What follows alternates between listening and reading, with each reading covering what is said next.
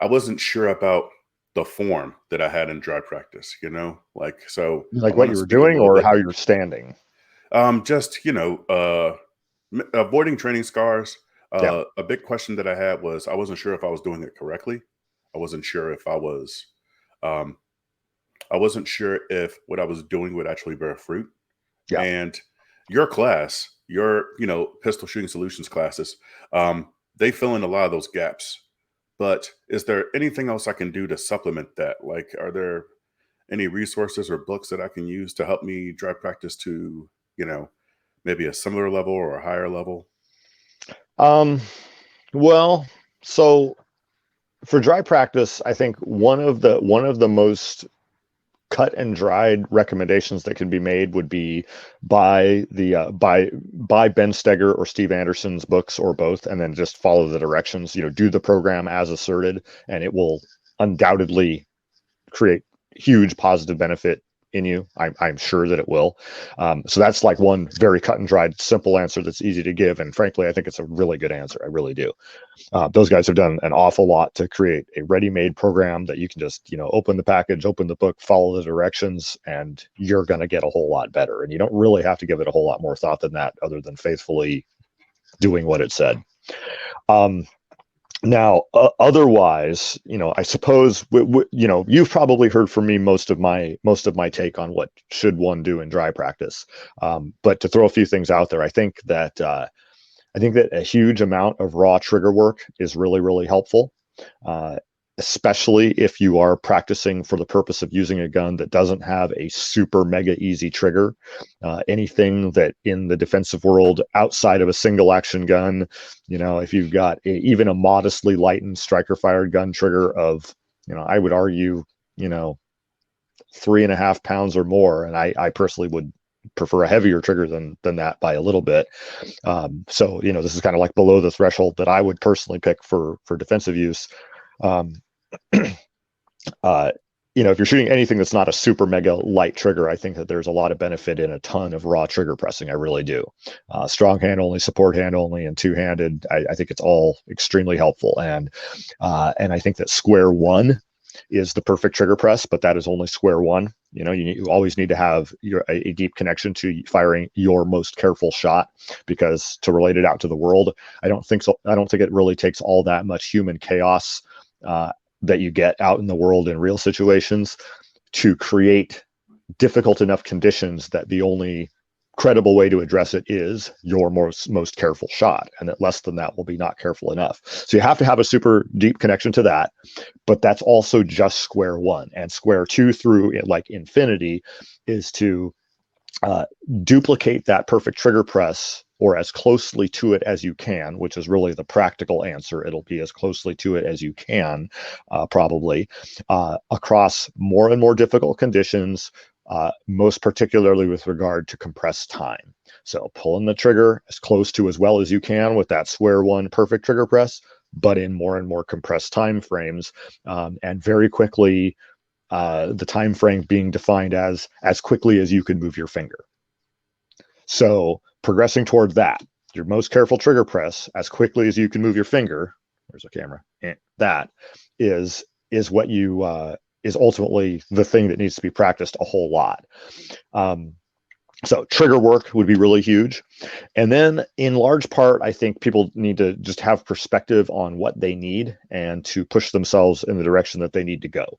So if there's a person who just cannot get the lead out, they just are slow and pokey, it's just the way that they seem to be with shooting, and they just can't seem to throw off that yoke of time and be able to proceed through what they have to do without mental friction and without conscious thought on technique. Anyway, they're slow, right? If the problem is you're slow, use the timer more and use it more harshly. Have harder times that are harder for you to reach, and you have to work harder to reach them.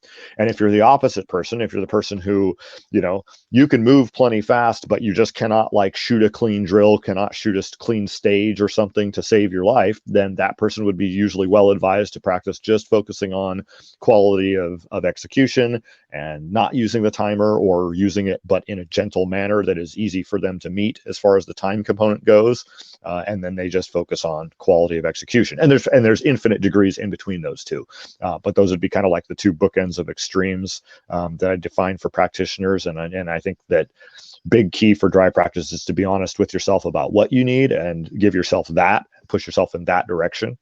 And further, really important to recognize it is very normal to experience a significant dry to live fire performance gap that you do not normally measure out the same way in those two settings for the same practitioner at a given skill level. You just don't, and I think that that's because of calmness and conning yourself. Like on some level, it's really hard to not con yourself in dry practice, and also calmness. When we're measuring tenths and hundreds of seconds of performance or little fine differences, the bullet hit the line or it's a millimeter out or whatever it is, we're talking really fine graduation between and delineation between success and failure in the activity under discussion. And calmness has a lot to do with that. It has a lot to do, I think, with precision of movement and ultimately being more efficient in hundredths or tenths of seconds. So I think, you got to expect that there will be a gap. And back to an old lesson that Ben Steger stated many years ago, is that you need to define as success in dry practice is that it is making you better. So when you go to live practice, if you measure out not the same as dry practice, that's to be expected. But if you're measuring out better than you did in live fire previous to that, now having done a bunch of dry practice, that is success. That's what you can expect and should define as success. And that also means that you need to regularly review in dry practice what you actually do. You need to measure it. Sorry if I said dry, in live practice, if you just dry fire and don't live fire, and then you come back to live fire, sometimes people have a real nasty surprise when they discover that they have not been dry practicing in a way that translates or is valid, or worse, makes their skills worse, has messed them up, and they didn't recognize that because they aren't regularly live firing in order to check the validity of the dry practice that they're doing, which is an important component. You need that ongoing live fire frame of reference.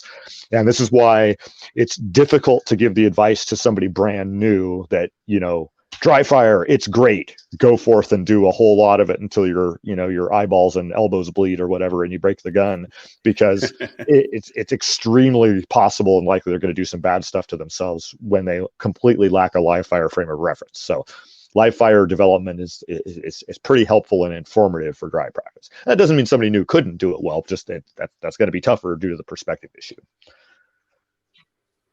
It makes a lot of sense. Yeah. We talked about like breaking the gun. Now, one thing was one nugget that I find particularly interesting is that you've broken like 4 slides now? 4, dry yeah. practice. Mm-hmm. So how does that even happen?